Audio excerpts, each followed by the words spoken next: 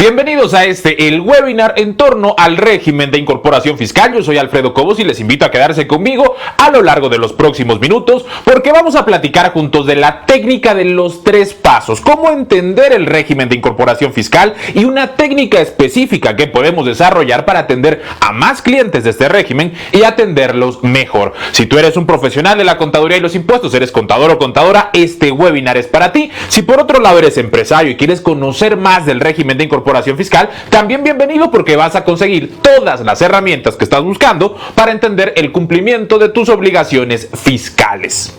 Y es que estás viendo este webinar porque te interesaste en nuestro próximo curso del régimen de incorporación fiscal y aquí te vamos a dar una probadita de cómo es que trabajamos, de cómo hacemos las cosas, además de que te puedas llevar información útil para aplicarla en tu actividad diaria, ya sea con tus clientes o en tu propio negocio. Pero a todo esto, ¿qué es el régimen de incorporación fiscal? Vamos a verlo.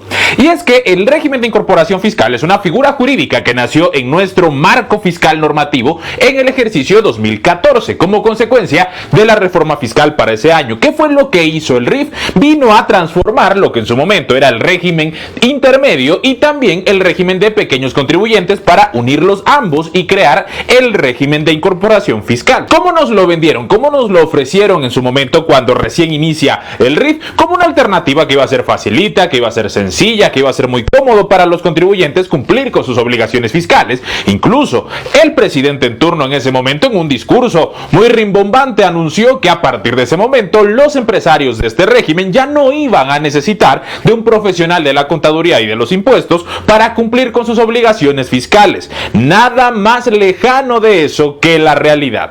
Y es que entonces, ¿cómo se vuelve tan complicado el régimen de incorporación fiscal o por qué son tantos los elementos que hay que cuidar? Si al final del día está regulado únicamente por 3 artículos de la ley del impuesto sobre la renta, ¿por qué aparentemente son tantas las cosas que hay que cumplir, son tantos los elementos que hay que atender? Te voy a explicar a continuación cómo es que se regula el régimen de incorporación fiscal, donde aparecen las disposiciones legales que marcan la pauta de qué cosas sí hacer y qué cosas no hacer dentro del régimen de incorporación fiscal. Vamos a verlo a continuación. En materia de la ley del impuesto sobre la renta encontramos la regulación del régimen de incorporación fiscal para este ejercicio 2021 en el artículo 111, 112 y 113, les decía yo hace un momento. 3 sencillos artículos en los cuales se conforman todas las reglas aparentemente que debe cumplir un contribuyente persona física de este régimen de incorporación fiscal, que hay que señalar se trata de los negocios más pequeñitos en el país. Ahora veremos por qué. En materia de ley del impuesto al valor agregado se regula de manera particular el régimen de incorporación fiscal en el artículo 5E y para el reglamento de la ley del impuesto sobre la renta encontramos su regulación en el artículo 186. ¿Dónde viene lo interesante? ¿Dónde es que todo esto que aparentemente le dijeron al contribuyente que iba a ser muy sencillito, que iba a ser muy fácil, cambia cuando revisamos la resolución miscelánea fiscal? Y es que en la resolución miscelánea fiscal contempla para este ejercicio 2021, la resolución miscelánea fiscal de 2021, 25 reglas aplicables al régimen de incorporación fiscal, que es el elemento que va mutando año con año, ya que por ejemplo en el ejercicio 2020 tuvimos 27 reglas, una más que en 2019 cuando solamente teníamos 26, y para 2021 se reducen 2 reglas más y terminamos únicamente con 25 reglas, pero ese únicamente es relativo, porque ahí es precisamente en la resolución miscelánea fiscal para el ejercicio 2021 donde encontramos la mayor cantidad de regulación y donde vienen los elementos que tenemos que cuidar en cada uno de nuestros clientes en las operaciones que ejecutan de manera bimestral. Por si eso fuera poco, encontramos también regulación para el régimen de incorporación fiscal en la Ley de Ingresos de la Federación para el ejercicio 2021, que contempla un estímulo planteado en el artículo 23 de este ordenamiento, y de ese hablaremos un poquito más adelante, porque aquí encontramos las reglas y características que deben cumplir los contribuyentes del régimen de incorporación fiscal cuando tienen operaciones con el público en general. Ese panorama que ahora estás viendo en pantalla contempla todas las regulaciones que debe atender el régimen de incorporación fiscal. Estos son los elementos básicos indispensables que todo profesional de la contaduría que atienda a contribuyentes del RIF tiene que dominar. Ley de impuestos sobre la renta, artículos 111, 112 y 113, ley del IVA, artículo 5E, reglamento de la ley de ISR, artículo 186, resolución miscelánea fiscal para 2021, 25 reglas que aquí las encontramos, además del artículo 23 de la ley de ingresos de la Federación para el ejercicio 2021. Pero te tengo una buena noticia y vamos a regresar la pantalla pantalla aquí para que me puedan ver. Qué bueno que ya estás aquí conmigo de vuelta, porque precisamente todas esas disposiciones que te acabo de presentar te las voy a regalar compendiadas en un solo archivo, pero obvio te tienes que quedar hasta el final de este webinar, porque justamente para todos aquellos que se queden hasta el final se va a llevar completamente gratis un compendio de disposiciones legales donde vienen todos esos artículos que acabamos de platicar, vienen todos juntitos para que no tengas que ir a buscarlo en un lado, buscarlo en otro, sino que ahí en un solo documento tengas todas las herramientas para analizarlo y aplicarlo en la toma de decisiones. Pero lo decíamos, el gobierno en su momento, el Ejecutivo Federal, incluso actualmente también existe en el imaginario popular, en lo que normalmente se habla del régimen de incorporación fiscal, que es el más facilito, es el más sencillo, y encontramos una divergencia entre toda la regulación que acabamos de ver. Es que no es que de repente haya una listita de cosas y solo con esa trabajemos, no, el régimen de incorporación fiscal tiene disposiciones en distintas leyes, tiene disposiciones en resolución miscelánea y en la ley de ingresos que se tienen que atender. ¿Qué nos lleva a esto? A hacer una reflexión si realmente hay un enfrentamiento positivo entre la regulación que hay y qué tan fácil es. Es muy complejo atender a un cliente del RIF. La verdad es que depende. ¿De qué va a depender? De cómo lo hagas. Y ese cómo lo hagas va a estar condicionado a que tengas una técnica para poder atender a este tipo de contribuyentes, que sobra decir son muchísimos en todo el país. Fíjense que a veces el desconocimiento de todas las disposiciones que regulan al régimen de incorporación fiscal lleva a tomar malas decisiones. Y precisamente para explicarte y dar un ejemplo de cómo no dominar todas y cada una de las disposiciones legales que le aplican a este régimen de incorporación fiscal puede sin lugar a dudas convertirse en un problema, cómo no dominar y aplicar las reglas del juego puede llevarnos a tomar malas decisiones, te voy a compartir la historia de una de mis clientes. Ella se llama Liz, tiene un salón de belleza muy importante, es una estilista reconocida y resulta que está dentro del régimen de incorporación fiscal, y la chica que le llevaba la contabilidad, la colega que en su momento le atendía, pues era una amiga suya, una conocida suya,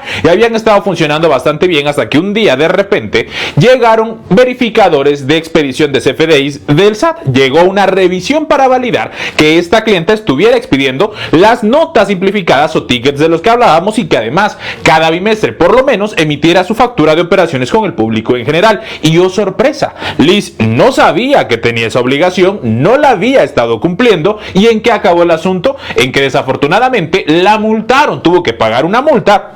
Incluso estuvo en riesgo la continuidad de su negocio, ya que como consecuencia de esa visita, si te vuelven a hacer dentro de los 6 meses siguientes una nueva revisión y tú sigues siendo reincidente, es decir, sigues sin estar cumpliendo, la clausura del local de manera preventiva es otra de las medidas que la autoridad puede asumir. Así que abusados, porque entonces estamos ante el riesgo de pagar multas y además de que eventualmente nos clausuren el local donde opera el negocio. Por supuesto que nadie quiere tener una experiencia así, y lo primero que hizo Liz en el momento en el que estuvo atendiendo esa revisión es que, bueno, a ella su contadora no le había dicho nada. Se pone en contacto con la contadora y ella le dice: es que yo no sabía que teníamos que cumplir con todos estos elementos. A partir de ahí, por supuesto que la relación se fractura, y es cuando Liz llega con nosotros. Nadie quiere tener una experiencia de esta naturaleza, ni el contribuyente y tampoco nosotros como profesionales del área, porque sin lugar a dudas, hacerlo de esta forma pone en riesgo la continuidad de los negocios de nuestros clientes y más aún, nuestra relación con ellos. Por lo que, así como le pasó a esa colega, yo no quiero que te suceda a ti. Precisamente conocer las reglas, dominarlas, porque aquí estamos hablando de una de las partes, que es lo relativo a las operaciones con el público en general, pero no es el único elemento. Precisamente para poder atender de manera integral las necesidades de este tipo de contribuyentes, hemos diseñado una técnica que a continuación te voy a compartir. Se trata de la técnica de los 3 pasos. ¿Qué consigues con nuestra técnica de los 3 pasos, que ya está probada y es efectiva? No solamente la aplicamos nosotros en el despacho, sino que la aplican también una gran cantidad de participantes que han colaborado con nosotros a lo largo de los cursos que hemos impartido. La técnica de los 3 pasos te va a permitir atender a más clientes y atenderlos mejor. Te la voy a explicar paso a paso. El primero de estos es no caer en un error bastante común que solemos cometer los contadores, y es que por supuesto que el régimen de incorporación fiscal contempla importantes beneficios, contempla descuentos en el pago del impuesto sobre la renta, contempla facilidades en cuanto a que no presentan declaraciones mensuales, sino que lo hacen de manera bimestral, y a fuerza queremos meter ahí a todo mundo, y no todo mundo cabe en el régimen de incorporación fiscal. Tiene características puntuales y específicas que determinan quiénes sí pueden ser sujetos de él y qué contribuyentes no. Así que el paso número 1 para evitar riesgos es, antes que otra cosa, clasificar correctamente al contribuyente, que estén dentro del RIF con los beneficios que ello representa a quienes realmente cumplen con los requisitos. Así no vamos a caer en ningún riesgo. ¿Cuáles son esos sujetos? Aquí te lo explico en este siguiente video, que es un extracto que te compartimos de nuestro curso. Es uno de los materiales de nuestro curso Régimen de Incorporación Fiscal Taller Integral, y aquí te lo comparto gratis para que puedas identificar quiénes son los sujetos del régimen de incorporación fiscal. Vamos a verlo. ¿Quiénes pueden tributar en el régimen de incorporación fiscal?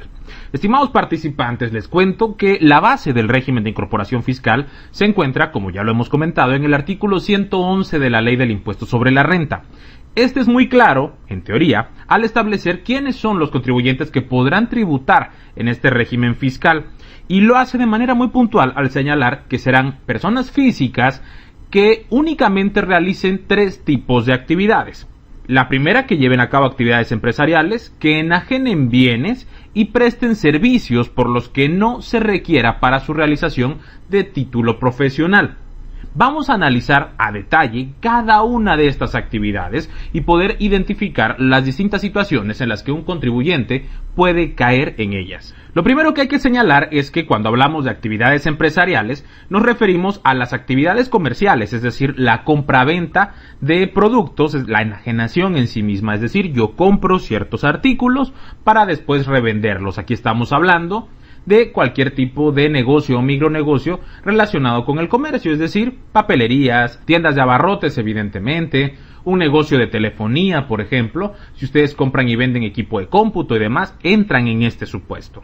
Otra de las condiciones es que las actividades empresariales también incluyen a la industria. Y ojo, no hay que confundirnos. Cuando hablamos de industria, no es necesario pensar únicamente en las grandes fábricas que emplean a miles de trabajadores, sino que hablamos de industria también en cualquier proceso que implique tener materia prima, transformarla a través de algún mecanismo y finalmente obtener productos terminados. Ejemplos prácticos y directos: podríamos hablar de una panadería en la cual la materia prima pues es la harina, el azúcar, los huevos, todos los insumos necesarios para poder producir el pan. El pan pasa por un proceso productivo, valga la redundancia, en el cual pues esa harina se convierte en masa, se hornea y el producto terminado serán los panes. Así de simple podemos ejemplificar una industria, siempre y cuando, les repito, tenga esta condición: obtener materias primas que a partir de un proceso de transformación se convierten en nuevos productos terminados. Lo mismo encontramos aquí una panadería que cualquier otro tipo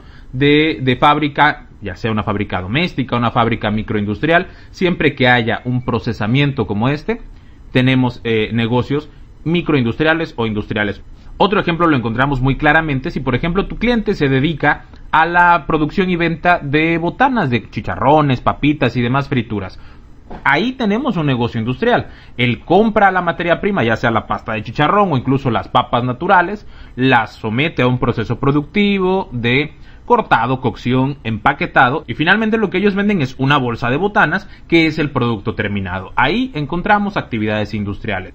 Por último, llegamos a los servicios, insistiendo en que debe tratarse de servicios que no requieran de contar con un título profesional para poder ejercerlos. Encontramos desde los servicios técnicos, como a los mecánicos, plomeros, pintores, estilistas, albañiles, toda esa clase de servicios fundamentales en cualquier economía, que son muy populares, que son por supuesto que indispensables para el quehacer de las empresas de este país y para el quehacer de las casas de cualquier ciudadano que contrata habitualmente estos servicios. Aquí tenemos gente que tiene negocios, que desarrolla actividades que obviamente le representan ingresos, y que al tratarse de un servicio técnico o un servicio no profesional, no es necesario contar con ningún título universitario que avale esto, tan así que no existen carreras profesionales para este tipo de servicios, más allá de, por ejemplo, los ingenieros mecánicos y demás. Ojo, en este caso podemos llegar a encontrar cierta controversia que analizaremos en un momento más.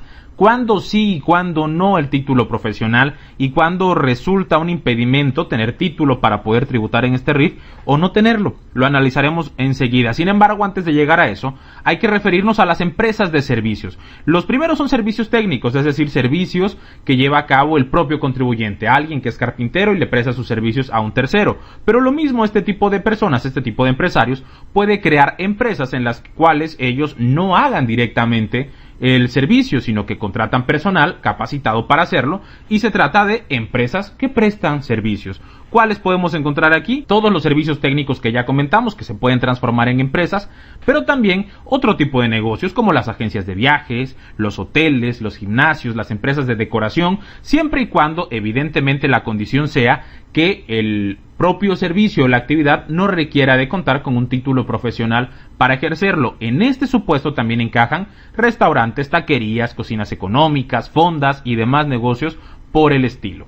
Y como les decía yo hace un momento, en materia de servicios hay una gran controversia respecto de cuándo identificar un servicio como obligatorio, el hecho de tener un título profesional, y cuándo no.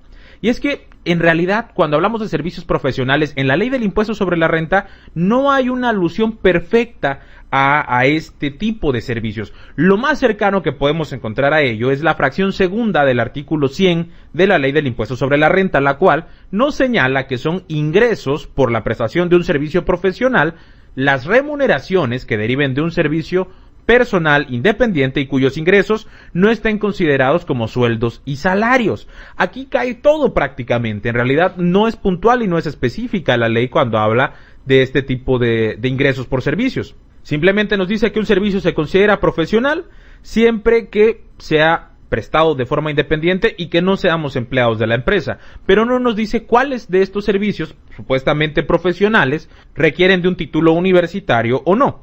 Para encontrar mayor precisión, pues hace necesario remitirnos a otro tipo de legislaciones, a legislación en materia educativa. En este caso, la primera que vamos a analizar es la ley reglamentaria del artículo 5º constitucional, que se refiere al ejercicio de las profesiones en lo que antes llamábamos Distrito Federal, hoy Ciudad de México. Y esta ley, fíjense, en su artículo 24, nos estipula que se entiende por ejercicio profesional la realización habitual a título oneroso o gratuito, es decir, hacer de forma constante, ya sea gratis o a cambio de un pago, un acto o prestación de servicio propio de cada profesión. Ojo, aquí volvemos a caer en lo mismo. ¿Cuáles son las profesiones? Y es que también nos señala que esto implica un servicio profesional, aunque solo se trate de consulta o de alguien que ostenta el carácter de profesional por medio de tarjetas, anuncios, placas, insignias o de cualquier otro modo. Pues prácticamente seguimos en las mismas. La ley del ISR no nos señala de forma puntual cuáles son los servicios profesionales, más allá de que se preste un servicio personal, que este servicio sea independiente y que los ingresos no se consideren sueldos. Aquí cae cualquier servicio. Si yo contrato un albañil y el albañil viene, se instala en mi obra, avanza su proceso de construcción, pues ahí él me está prestando un servicio independiente y personal. Lo viene a hacer él y él es el experto. Yo le dejo que tome las decisiones respecto de la construcción. Obviamente le pago a cambio de su servicio, pero no es mi empleado, no tiene la condición de ser un empleado, por tanto no hay sueldos y salarios.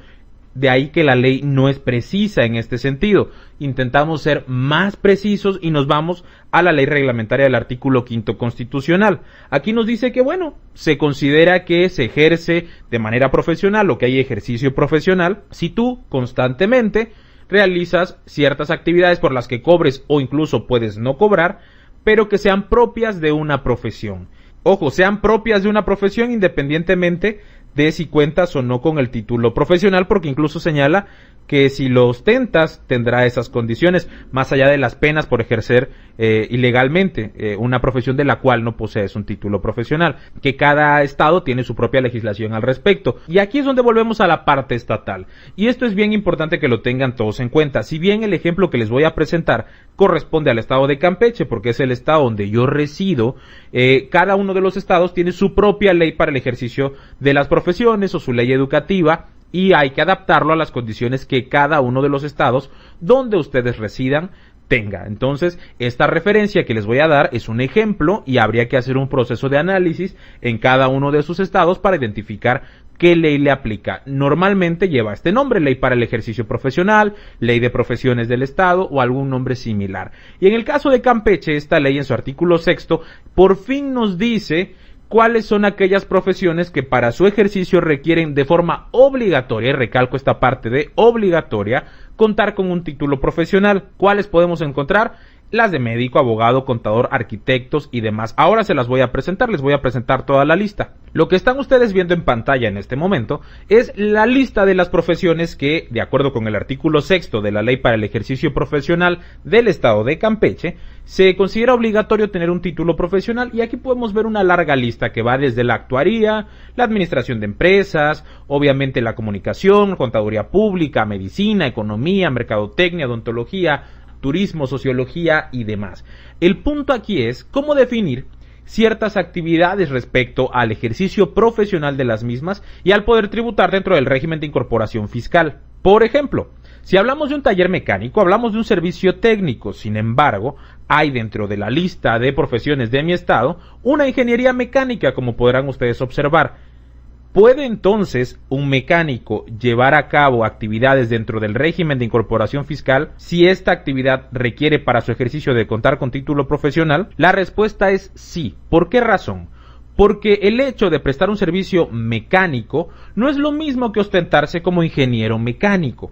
De ahí que ustedes pueden encontrar muchísimos talleres que prestan servicios mecánicos, pero que no necesariamente las personas que lo ejecutan o el propio dueño del negocio es ingeniero mecánico. La condición entonces que debemos interpretar para saber si nuestro servicio es profesional o no es la siguiente: si tu servicio puede ejercerse con o sin título, puedes entrar al RIF. En cambio, si obligatoriamente necesitas contar con título profesional para ejercer ese servicio, entonces no hay manera de que puedas ser contribuyente del régimen de incorporación fiscal. Por ejemplo, el servicio contable, ¿podemos ejercerlo sin título? No, nadie que no sea contador o técnico podrá prestar servicios contables. Por tanto, nuestra actividad es evidentemente profesional. Implica que no podríamos tributar en el régimen de incorporación fiscal, ya que ejercerla sin título es un delito en términos civiles de acuerdo con los códigos civiles de cada estado. Lo mismo aplica para la medicina, el derecho, la arquitectura y otras tantas profesiones. Ojo, durante mucho tiempo la plataforma, cuando iniciaba el RIF en 2014, no era tan puntual y no era tan específica. Hubo quienes pudieron entrar a tributar en el RIF con este tipo de actividades. A mí me tocó en un curso hace algunos años un abogado que decía, bueno, es que yo soy abogado y yo soy RIF. Claro, porque el sistema lo dejó, pero el sistema no es la ley. Lo que tenemos que entender es que en el momento en el que a ese abogado llegara algún tipo de revisión, lo iban a sacar del RIF, le iban a obligar a recalcular los impuestos de acuerdo a la actividad que le correspondía, que por este tipo de funciones serían servicios profesionales, actividad empresarial y profesional, sin ningún tipo de descuento, y tendría que pagar los impuestos que no estuvo pagando. De ahí la importancia de este tema. Entonces, regresemos al punto. Si por casualidad el servicio que mi cliente presta encaja en alguna de la lista de profesiones, por ejemplo, hablemos de turismo. Mi cliente tiene una agencia de viajes. ¿Es obligatorio tener título profesional de licenciado en turismo para tener una agencia de viajes? No. Por tanto, si alguien puede ejercer esta actividad sin contar con un título, yo puedo tributar en el RIF dentro de esta. Incluso si yo sí tengo el título de licenciado en turismo, porque no se refiere a mí, sino que la condición se refiere a la actividad. Y aquí caemos en otro asunto. Si de repente alguien nos dice, oye, yo soy médico, tengo un título y cédula profesional como médico, pero voy a poner una tienda de abarrotes, ¿puedo tributar en el RIF? Hay algunos osados que dirían, no, porque tienes un título profesional. Importantísimo, el hecho de que una persona tenga o no tenga título profesional no lo condiciona. Aquí, para poder decidir si me corresponde o no pagar mis impuestos dentro del régimen de incorporación fiscal, no se relaciona directamente con que si yo tengo o no un título profesional de la profesión que sea, sino si la actividad que yo voy a ejercer requiere de contar con ese título. Para tener una tienda de abarrotes no necesitas estar titulado en ningún tipo de profesión.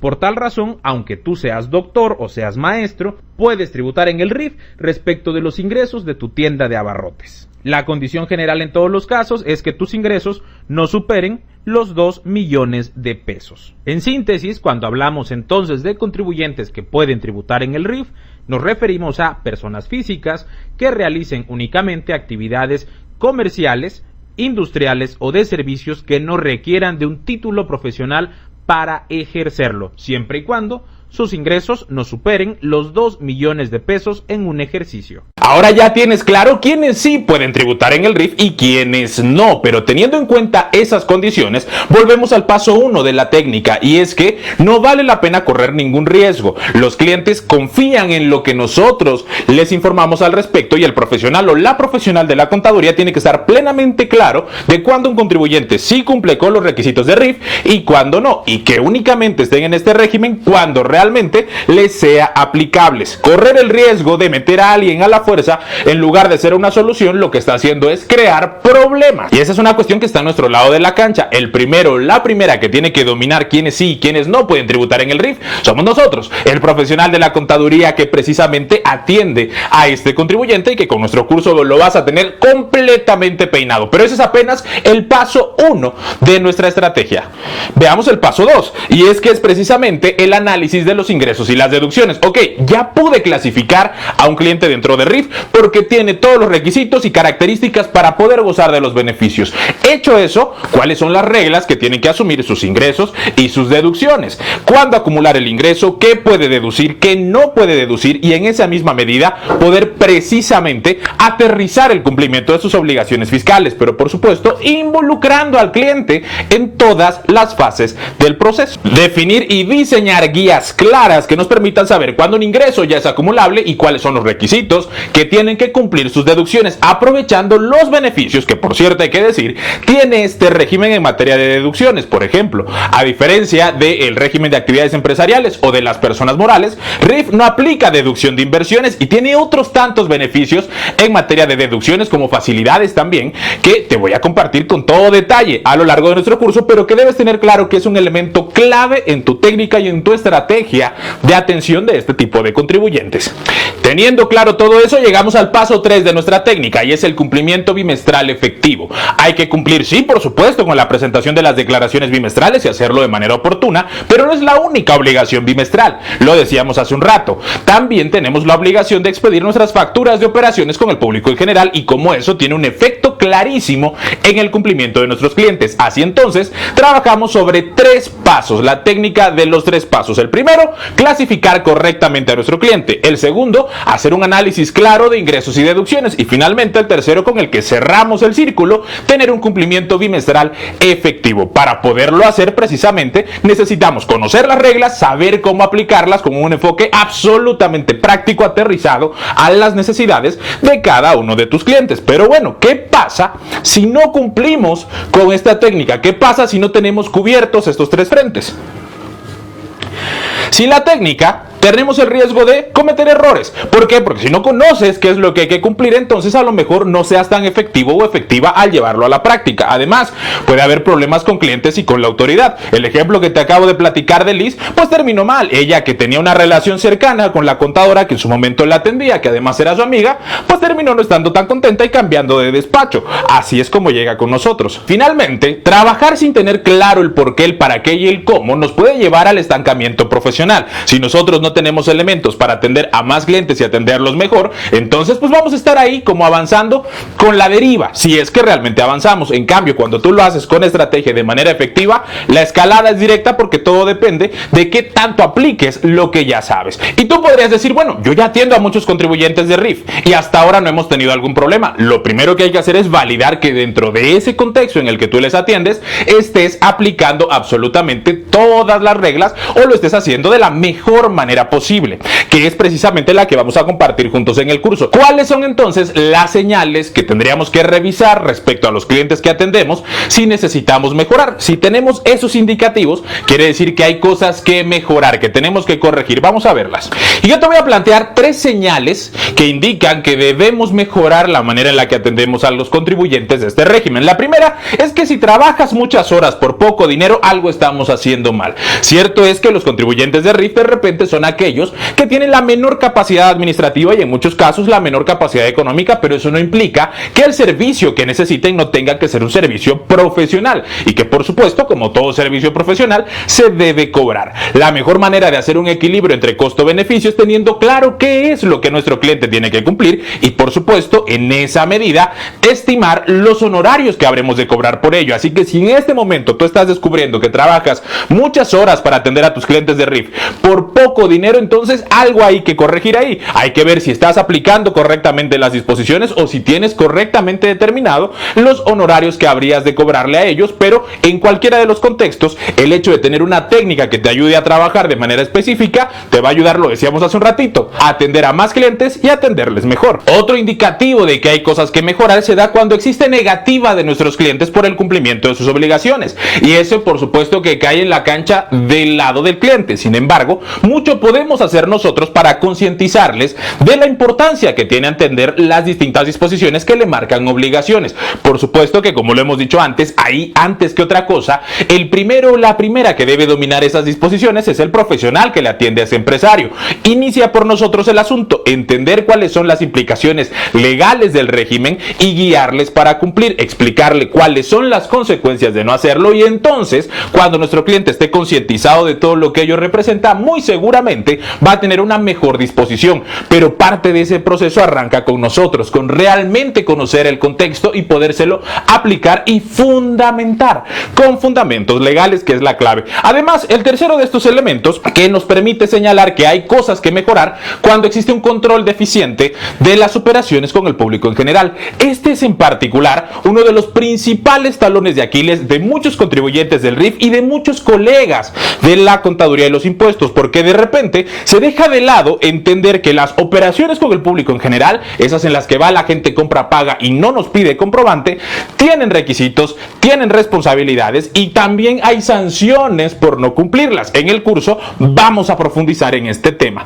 Eso respecto a las señales que hay que mejorar, pero no es el único aspecto. Con nuestro curso y la técnica que voy a compartir contigo, además de todos los fundamentos legales, el análisis teórico y práctico enfocado a casos reales de las distintas disposiciones, esas que veíamos al principio, con eso serás capaz, uno, lo decíamos ya y te lo vuelvo a repetir, atender más y atender mejor a tus clientes, poder ofrecer un servicio de mayor calidad y por tanto la calidad se cobra. Así que por supuesto incrementar tus ingresos. Además, involucrar al cliente en el cumplimiento. Cliente informado demanda más de un contador o de una contadora, pero también nos facilita el trabajo, porque al estar conscientes de cuáles son las características de sus obligaciones, hay una propensión más efectiva a cumplirlas y eso facilita nuestra chamba. Así que entonces también con todo lo que aprenderás tendrás los elementos suficientes para concientizar a tus clientes al respecto y como consecuencia de ello darles garantías de cumplimiento. En el contexto político que vivimos, con una autoridad fiscal enfocada cada vez más en la recaudación